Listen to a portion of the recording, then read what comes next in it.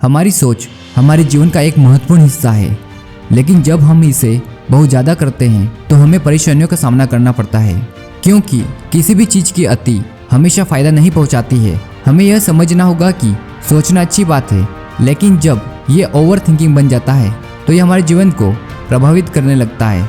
अगर हम अपने विचारों को नियंत्रित और सही दिशा नहीं देते हैं तो हमें अनेक समस्याओं का सामना करना पड़ता है, जैसे कि चिंता, असंतोष और स्वास्थ्य समस्याएं। ओवर थिंकिंग करने वाले लोग अक्सर अपने भविष्य के बारे में ज़्यादा चिंतित होते हैं और बार बार पिछले कार्यों पर विचार करते रहते हैं। इससे उन्हें वर्तमान को अनुभव करने का आनंद नहीं मिल पाता है। इसलिए आपको अपने विचारों को वर्तमान में केंद्रित करना चाहिए।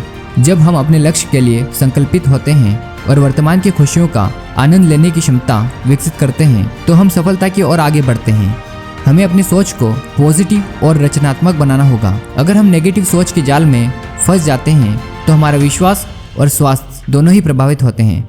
हमें पॉजिटिव बातें सोचनी चाहिए और अपने विचारों को समृद्धि, सफलता और खुशी की ओर प्रेरित करना चाहिए। जब हम अपनी सोच को बदलते हैं तो हमारे जीवन में भी बदलाव होता है। हमें ध्यान देना होगा कि जीवन में कुछ बातें हमारे नियंत्रण में नहीं होती है। हमें चीज़ों को स्वीकार करने और उन्हें छोड़ने की क्षमता विकसित करनी चाहिए।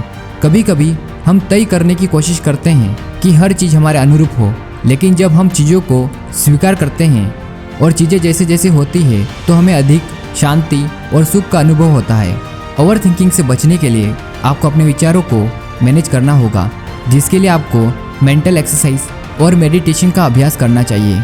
ये तरीके हमें मौजूदा क्षण में जीने की कला सिखाते हैं और हमें खुशी और संतोष की अनुभूति कराते हैं। हम सभी एक दूसरे से अलग हैं, लेकिन हमारी सोच हमें पहचान देती है। आपकी सोच आपके जीवन को आकर्षित करती है और आपकी सफलता का कारण बनती है।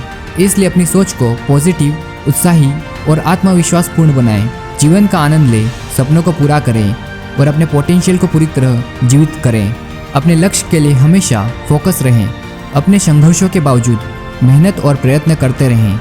आप अपने आप में बदलाव ला सकते हैं, अपनी सोच को कंट्रोल कर सकते हैं और अपने सामर्थ्य को बढ़ा सकते हैं। जीवन एक अद्वितीय और अनमोल उपहार है। इसे खोए नहीं, बल्कि इसे जीने का आनंद लें।